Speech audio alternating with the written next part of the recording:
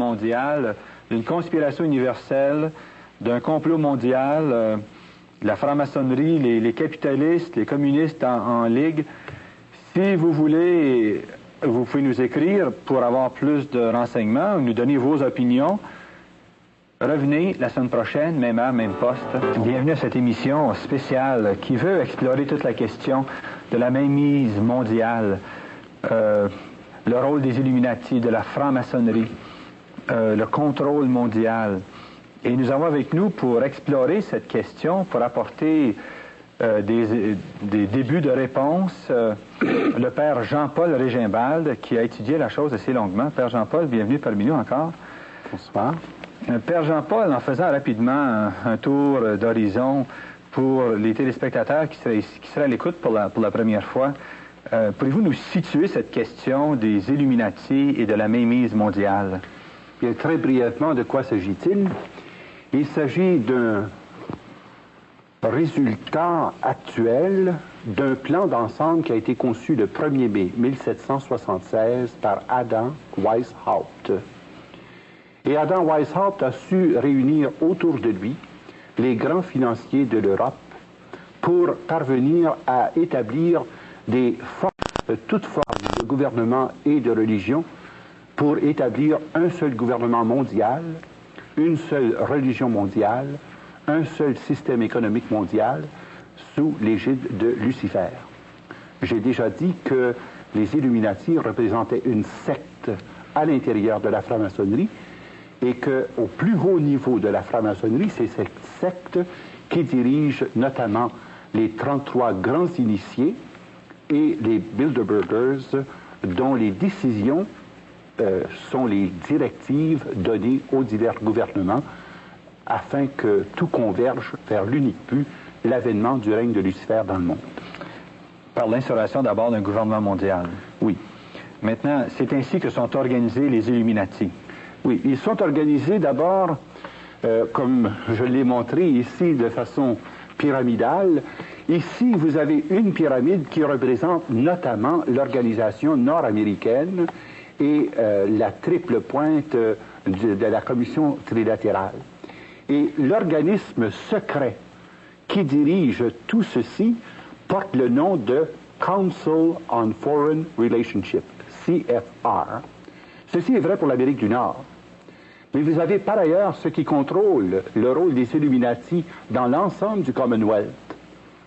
Depuis l'Australie jusqu'aux Indes, eh bien, vous avez un second groupe qui s'appelle The Round Tables. Vous avez ensuite, après le Round Tables, un autre groupe qui s'appelle la Synarchie. Et ceci contrôle le rôle des Illuminati dans tous les pays francophones et dans l'Empire ottoman, et de tout ce qui était sous la puissance du règne de la France depuis Baudouin Ier jusqu'à Napoléon.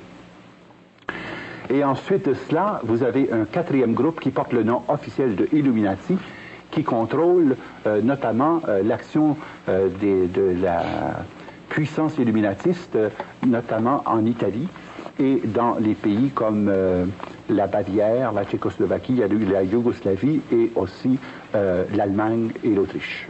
Pouvez-vous nous expliquer, Père Jean-Paul, les ramifications des institutions illuminatistes pour exercer leur influence dans tous les domaines économiques, politiques, sociaux et religieux? Alors, quand nous regardons de plus près la pyramide en question ici, ceci peut être repris aux 4 niveaux que je viens de mentionner.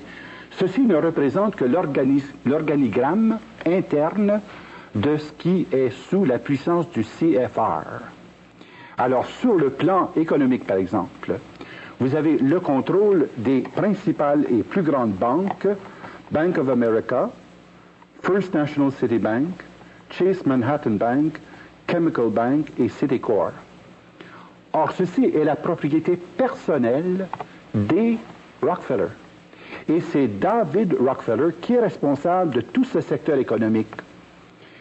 Par le truchement des banques, vous avez les ramifications internationales, comme par exemple, vous avez les Edward Mandell House, Senator Nelson Aldrich, les banquiers John Rockefeller III, James Burke, Herbert Lehman, Paul Warburg, Eugene Meyer, J.P. Morgan, eux, ce sont les grands banquiers internationaux à la solde des Rockefeller. Maintenant, ils ont, en plus des banques, le contrôle des principaux trusts, notamment les grandes voies aériennes, comme par exemple Pan American Airlines, Northwest Airlines, Long Island Lightning, tout ce qui concerne l'électricité, et ensuite, évidemment, tout le pétrole. Et le livre The Rockefeller File détaille d'une façon très précise toutes ces ramifications dans le domaine des trusts, des compagnies pétrolières, des directorats et des interdirectorats. Car vous avez, par exemple, 300 organismes qui sont dirigés par 61 directeurs qui siègent sur tous les bureaux de direction. De sorte que toutes les décisions sont toujours concertées à partir des directives qui sont reçues par David Rockefeller. Bon, ça c'est sur le plan économique. Parallèlement au plan économique, vous avez le plan politico-militaire. Le plan politico-militaire est sous la responsabilité de Nelson Rockefeller. Et ce n'est pas par hasard qu'il s'est présenté à la vice-présidence des États-Unis. Ce n'est pas par hasard qu'il a toujours été près de chacun des présidents américains, car n'oubliez pas qu'une des conditions pour être président américain, c'est d'être du 33e degré de franc-maçonnerie. C'est une condition sine qua non. Le président Ford, Carter, Nixon, Kennedy, le président actuel... sont tous des 33e degrés de la franc-maçonnerie. Tous? Tous. Sans exception? Sans exception. Et ça, c'est vraiment... ça a été une très grande surprise pour moi concernant Kennedy. Car je pensais que Kennedy faisait exception, mais la réalité est tout autre, et on s'en rend compte quand on lit les filières des responsables qui se sont agrégés au CFR en cours de route. Et c'est par le CFR que les Canadiens sont arrivés aussi au poste aux États-Unis.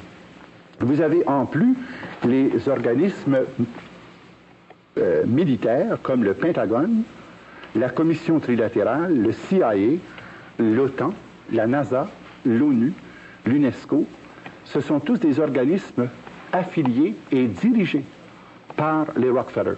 C'est tellement vrai que l'emplacement où se trouve l'ONU a été donné précisément par la famille Rockefeller pour que les Rockefeller ne soient pas plus loin que 10 minutes du gouvernement mondial. Et ils ont en plus fourni plus de 40 millions de dollars pour l'édifice actuel. Et comme eux-mêmes ne sont pas présents à tous les organismes, ils offrent des montants appréciables par le truchement de leur fondation aux divers organismes internationaux, comme par exemple l'UNESCO, la FAO et tous ces organismes-là. Et vous avez ensuite les filiales concernant notamment les compagnies qui fournissent aux institutions militaires les éléments, comme par exemple la construction des autos, les ressources pétrolières, etc., pour permettre au complexe